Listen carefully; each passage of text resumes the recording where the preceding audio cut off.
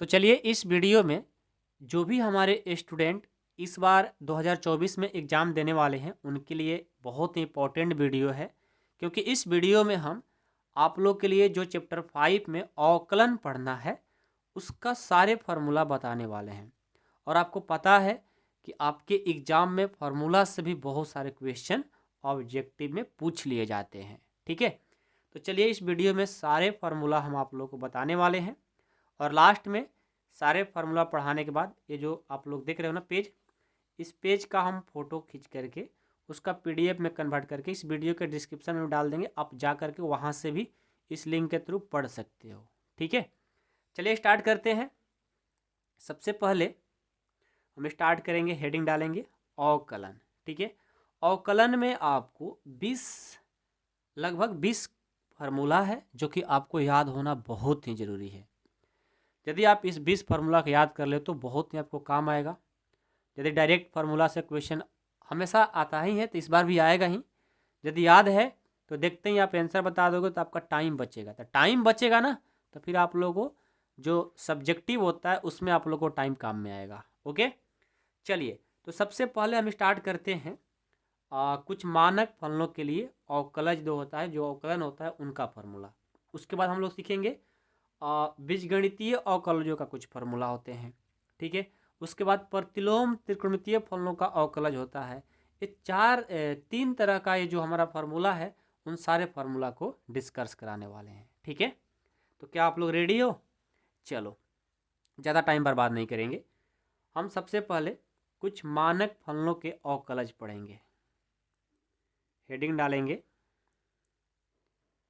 कुछ मानक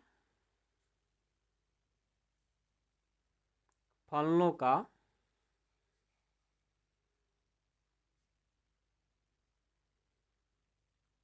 अवकलज। इसमें देखो कौन कौन फार्मूला आएगा और ये बहुत ही इंपॉर्टेंट है। इससे तो पक्का एक क्वेश्चन आएगा आप लोग को, मैं गारंटी के साथ बोल दे रहा हूँ कि पक्का इससे क्वेश्चन आपको आएगा ही आएगा। ठीक है, एक या दो भी आ सकता है, मैं गारंटी के साथ बोल रहा हूँ, बस आपको थोड़ा सा रीड करना है, इसमें कुछ नहीं है। ठीक है, नंबर 1 डिफ्रेंशिएशन ऑफ कोई भी कांस्टेंट हो। ठीक है, तो डी बाई, ऐसे कर लो, D C by D X. अब यहाँ देखो थोड़ा समझना ध्यान से, ये डी सी का मतलब सी जो होता है ना, सी फॉर कांस्टेंट। ओके, तो कांस्टेंट में कोई भी हो, 1 2 3 4 5 6 7 8 9 गाय भैंस कुछ भी, उन सबका डिफ्रेंशिएशन जीरो होता है। क्या होता है? जीरो।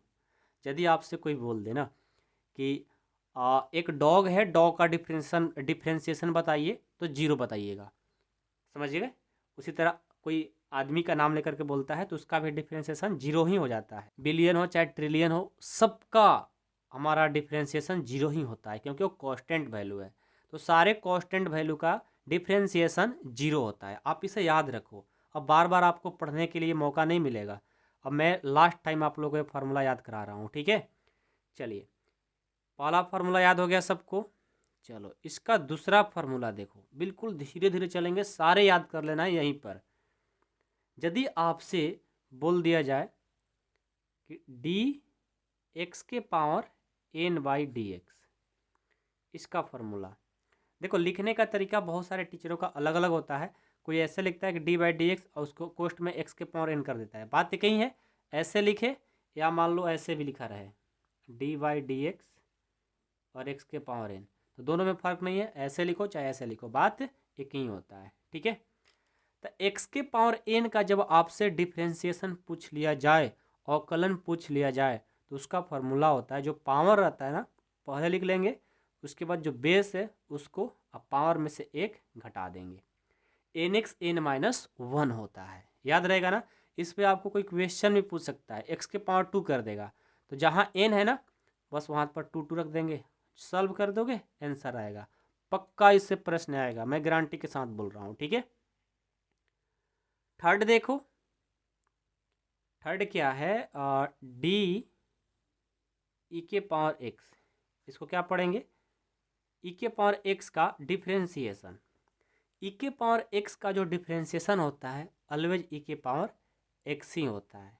ई के पावर एक्स का डिफ्रेंसिएशन ई के पावर एक्स ही होता है। ठीक है, चलो आगे बढ़ते हैं 4 नंबर में। 4 नंबर में डी ए के power x by D X. अब देखो, जब ई के पावर एक्स रहता है तो ई के पावर एक्स होता है, और जब ए के पावर एक्स रहे तो उसका डिफ्रेंसिएशन ए के पावर एक्स लॉग ए हो जाता है। क्या होता है? लॉग ए हो जाता है।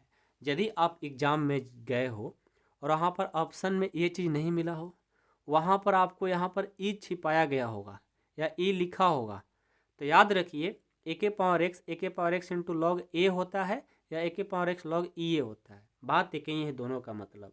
ठीक है ना, कहीं कहीं कोई टीचर ई लिखते हैं, कोई नहीं लिखता, तो वहाँ पर ऑप्शन में ई नहीं भी हो और ए के पावर एक्स लॉग ए हो तो आप इसको मारिएगा। यदि ए के पावर एक्स लॉग ए और ए के पावर लॉग ई ए दोनों हो तो आप इसको ही मारिएगा। ठीक है ना, ये सही आंसर होगा। चलिए 4 नंबर और 5 नंबर फार्मूला देखते हैं। 5 नंबर हम कौन सा लेंगे? जो सबसे ज़्यादा फेमस फार्मूला, लॉग एक्स का डिफ्रेंसिएशन।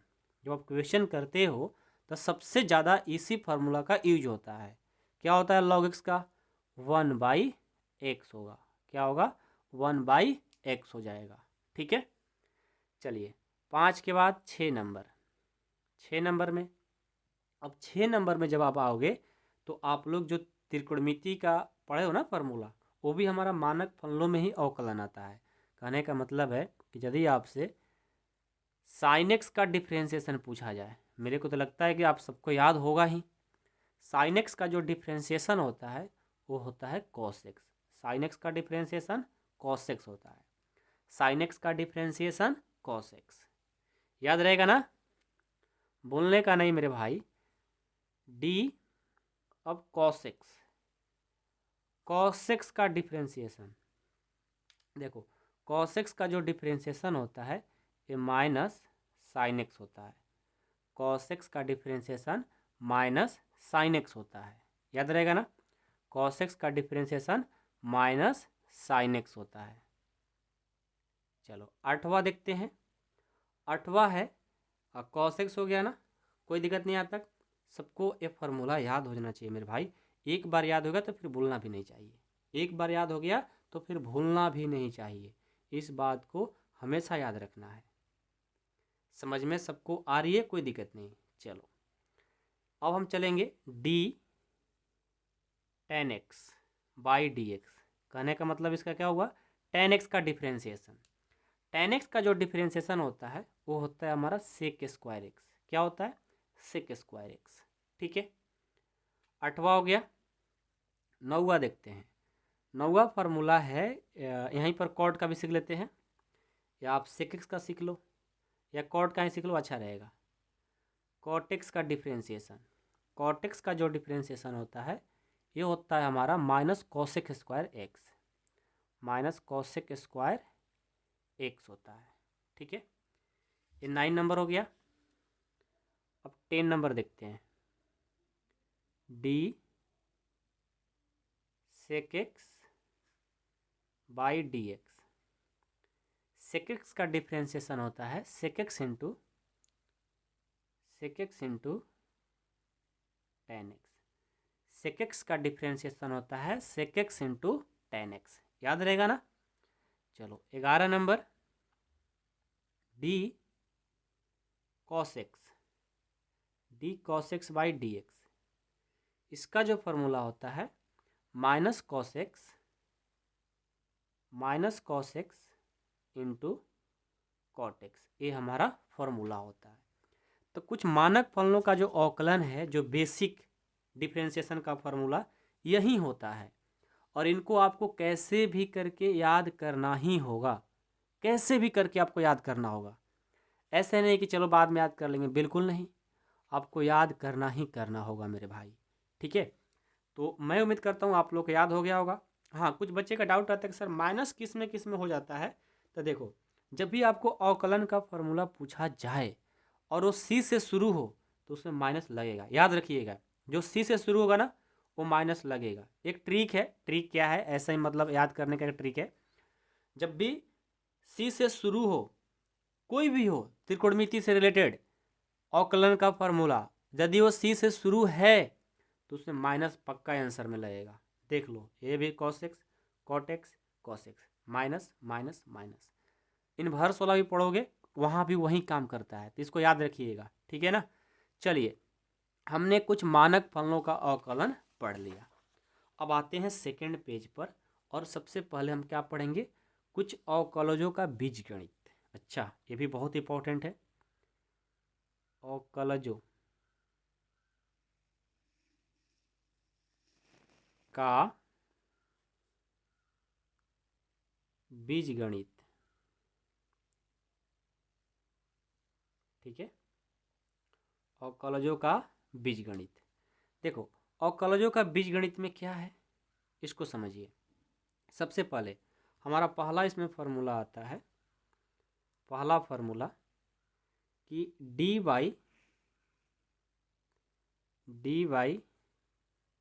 dx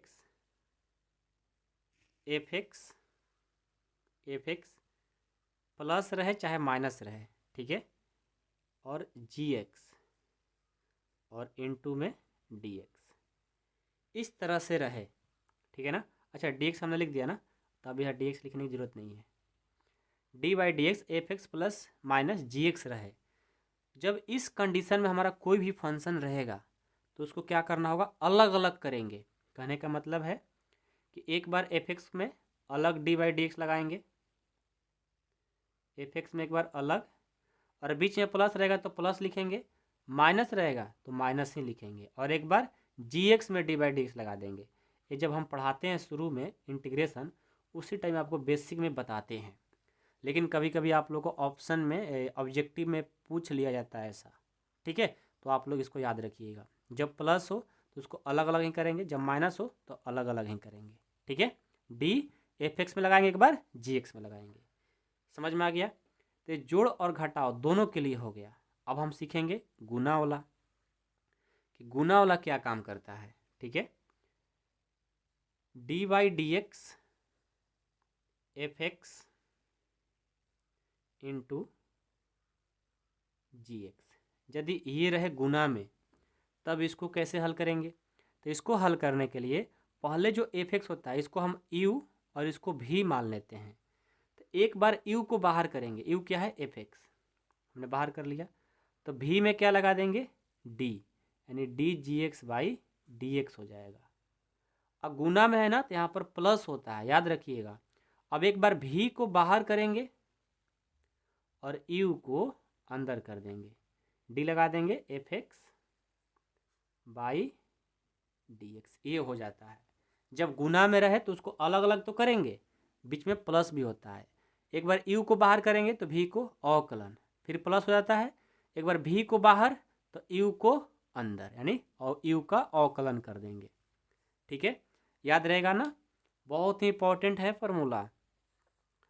तीसरा देखिए, भाग में जब रहे तब dy/dx, ये अब क्या में बदल गया, भाग में f(x)/gx, इस तरह से रहे तो, जब इस तरह से रहेगा भाग में, इसका रूल कहता है ऊपर को u कहो, नीचे को v कहो। तो इसमें होता है कि v को बाहर करो, v को बाहर करो और u में डिफ्रेंसिएशन लगा दो। अब बीच में लग जाता है माइनस, भाग में रहेगा तो माइनस हो जाएगा। इस बार f(x) को बाहर करो और u में, v में ना, v में लगा दो ये डिफ्रेंसिएशन। अब बट्टे में जो v रहता है ना, उसको स्क्वायर कर देते हैं, तो ये हो जाएगा vx, इस टोटल का स्क्वायर। समझ में आया, जो नीचे रहेगा उसका स्क्वायर कर देंगे, ठीक है। तो ये होता है हमारा अवकलजों का कुछ बीजगणितीय सूत्र, जो कि बहुत ही इंपॉर्टेंट है। बिना इसके अवकलन तो बिल्कुल अधूरा है, ठीक है ना। तो इसको अच्छे से याद कर ही लेना, बिल्कुल नहीं भूलना मेरे भाई, ठीक है। चलो, अब हम लोग तीसरा प्रतिलोम त्रिकोणमितीय फलनों के अवकलज पढ़ेंगे, ठीक है। प्रतिलोम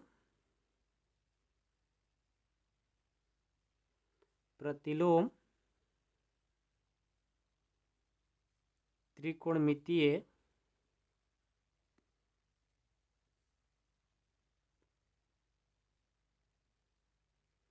फलनों के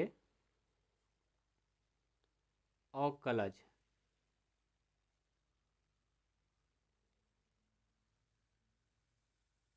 चलो सबसे पहले number 1 D sine inverse X by D x. इसको क्या पढ़ेंगे? साइन इनवर्स एक्स का डिफ्रेंसिएशन यानी अवकलन। साइन इनवर्स एक्स का अवकलन क्या होता है? 1/√1 माइनस एक्स स्क्वायर होता है। साइन इनवर्स एक्स का जो अवकलन होता है 1/√1 माइनस एक्स स्क्वायर होता है। दूसरा D cos inverse X by D X. इसका जो अवकलन होता है -1/√1 माइनस एक्स स्क्वायर होता है। ठीक है। और हमने क्या बोला था कि जब भी त्रिकोणमिति चाहे प्रतिलोम त्रिकोणमितीय से अवकलन का फॉर्मूला पूछा जाए और यदि वो सी से शुरू हो तो समझो कि उसे माइनस लगेगा ही लगेगा। याद रहेगा ना ट्रिक? चलो तीसरा D tan inverse X by D X. इसका फॉर्मूला होता है 1/1 plus x square. tan inverse x का जो अवकलन होता है 1/1 प्लस एक्स स्क्वायर होता है। ठीक है। तीसरा के बाद चौथा D cot inverse X by D X. इसका फॉर्मूला होता है -1/1 प्लस एक्स स्क्वायर। पता है ना कि जो सी से शुरू हो वो माइनस लगेगा ही लगेगा।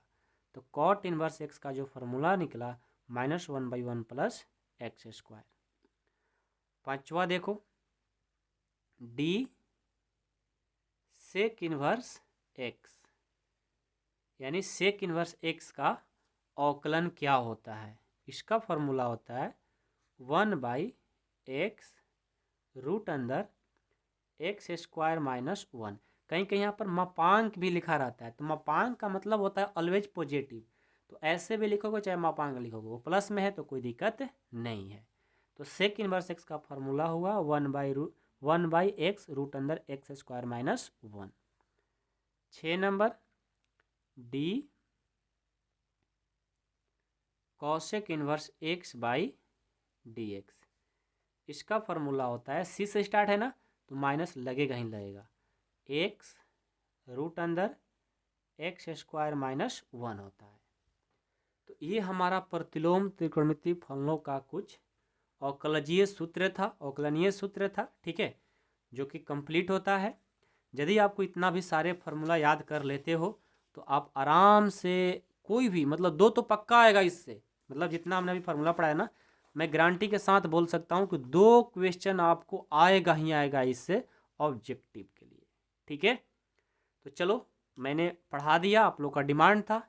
बाकी हम इस वीडियो में यही कहेंगे कि आप लोग जो स्टूडेंट जो फ्रेंड को आपको याद नहीं होगा उन फ्रेंड्स के पास आप इसे सेंड जरूर कर दीजिएगा।